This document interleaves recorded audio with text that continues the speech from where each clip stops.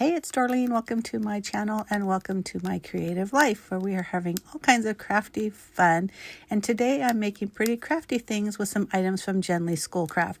So what I have here is this die cut, and it is from X-Cut. It's called Easter Rabbit. It's a set of 7 small dies, and I use some scraps and my Sizzix Sidekick because it's, like I mentioned, they're small dies. I wasn't sure about the egg, but look at that. It's perfect. So now here I go. As an afterthought, I probably could have used my bigger or my Big Shot, and that way I could have just cut everything at one time. But you know what? I like this little guy. So you see up there on that top left, I have a whole bunch of scraps. I'll get to that later, but basically I am cutting out, like I mentioned, pieces of this Easter egg, and I decided I was going to just cut that bottom portion because I'm going to make those green stems, or the stems green, and by the magic of video I snap my fingers and it's all cut out. I just wished it was really that true in real life, but this is really cute. It's actually really simple. So when I'm first putting this together, I'm cutting off the stems like I mentioned before. I'm going to layer up some of these colors just to kind of change it around a little bit. But as I'm doing that, and you'll see me, I'm using my little pokey tool to poke out the little circles, and we'll use just my fingers, which I always say is my favorite tools, to put them all together. Since I'm not really doing anything super fancy, I'm not going to talk through every step because you can see what I'm doing and where I decide to do things, because I am kind of mixing it up a little bit. I looked at the picture that's on the set of dies, and so in one way I'm sort of following it, but it's pretty simple to figure out. And like I said, I'm going to do some changes just a little bit to make it mine, right? Isn't that what we all do as crafters? So I'm going to talk a little bit about Genly Schoolcraft. So it's a website, and what she does is she sells new and slightly used or gently used products at a very lower price, budget-friendly price. Now, when I say new, I mean, yes, new, because there's only one explanation for new or description for new. But these items are some that may have been retired by some of our major crafting companies, or they could have been purchased at like a bulk sale where there was a lot of extra, things like that. So you're not going to find the latest and greatest, but you are going to find new products, and like I mentioned, gently used products. Now, I don't know about you, but I have bought products before that I knew I was going to use all the time. I used it once and then realized, yeah, I'm probably never going to use it again. Or sometimes I'll buy products that are for a specific project, and then, or project theme, and then I never really use that theme again. So that's what I'm talking about when I say gently used. But definitely check it out. I'm going to have a link in my description box, and I'm also going to have a coupon code where you can get an additional 10% off. So definitely check that out. So the card that I'm making is, I'm not even sure what it's called. I'm calling it Stash Buster because I'm using a bunch of pattern paper scraps that I have in my stash. So this piece right here is 5 1/4 by 4 inches, and this is going to fit on your standard A2 card. Now I'm marking 5/8 from all 4 ends, so there at the top and also on the bottom. So very lightly with the pencil.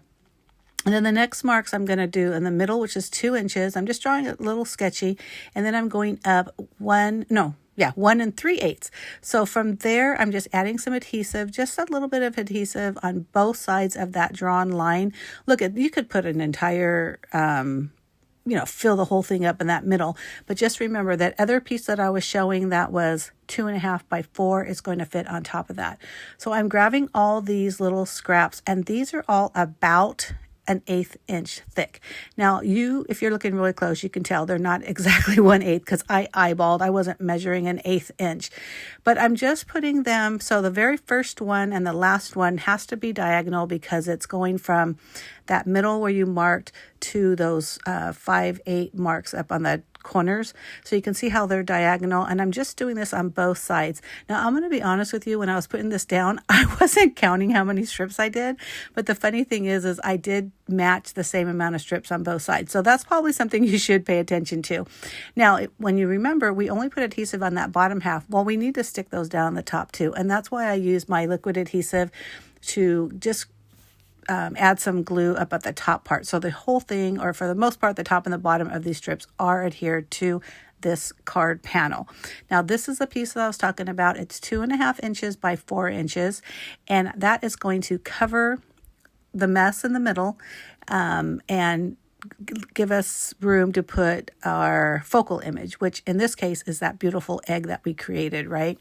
So I'm going to put it right here. I'm going to find some Happy Easter or a Happy Easter stamp, and I'm going to stamp right on there. I'm pretty much putting this straight on. You saw earlier that I did use foam adhesive, to the back of that little chick, but usually when I make cards, I don't like them to have too much dimension because the more dimension that you put on a card, the more the postage is going to be. Now, if you're just handing this out, hey, that's perfect. Add all the dimension you want. But if you are mailing it, it's better to have it as flat as possible. And it didn't really need that much dimension. I think the scrap papers, the color varieties are so pretty, and that egg is so cute with all those spring colors. It's so pretty. So I think it's perfect for how it is. Now, when I'm putting this down and I'm literally going to just do this, and I'm thinking that's a lot of white space because I'm not normally a white space kind of person. So I grabbed some more of those strips because I cut a lot. I just cut a bunch. I just figured I have the scraps. I'm just going to cut a bunch. So I decided to frame or make a frame on that piece. So it's not pretty, folks, but it works. And I just glue it straight down. And I think it does add a little something when I'm all done. I mentioned earlier that I made 2 of those eggs because I am making 2 cards. I'm not going to go through it on the video, but just so you know, at the end, you'll see both cards. They're pretty much exactly the same. I did do a little bit of different embellishments on the egg. So when you noticed, or if you notice on the first one, I added, or maybe I haven't done it yet, but you'll see me in a minute. I added some white highlights here and there, and I add some enamel dots to this panel here, the smaller panel. So I really kind of tried to jazz it up without adding any more bulk. And then on the second one, the enamel dots that I used are actually flower-shaped ones, and I thought those were super cute and flat as well. So you'll notice the difference when you see the cards at the end. But I do hope you like this video, and if you do, give me a thumbs up. I do post at least 2 videos a week. One is always scrapbooking. The other is whatever it is I'm creating in the Command Center. The Command Center is the name of my craft room and also my blog. If you're only interested in one type of craft, I also have different playlists. So I have a playlist for scrapbooking, one for card making, one for Cricut projects, one for my junk journal because I do junk journal and that's a blast. What else? I think one for Christmas, which can involve all kinds of different projects or type of medium. But so there's different playlists. So if you're only interested in, like I said, with cards, since you're watching this one, you could just look at my card videos. But I do hope that you find something that will either inspire you to create your own project or copy mine exactly as it is. I'm good with that as well. But most of all, I hope that you have fun, enjoy your crafting time, whether it's for therapy, for fun. I think it's a little bit of everything for me, but definitely go out and check out that Jen Lee Schoolcraft website because you will definitely find items that fit your budget, and you will find items that you may not have seen for a while. So it's always fun to find items that you didn't think you were able to get, like you think you might have missed out on it. But either way, do that. Also, check out my information box because if you use my name, which is Dorleen, don't worry, you don't need to learn how to spell it because I'll have it spelled correctly in the information box, but you'll get an additional 10% off your order. So that's pretty cool.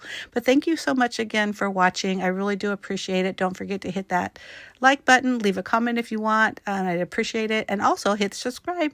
Thanks a lot. Bye.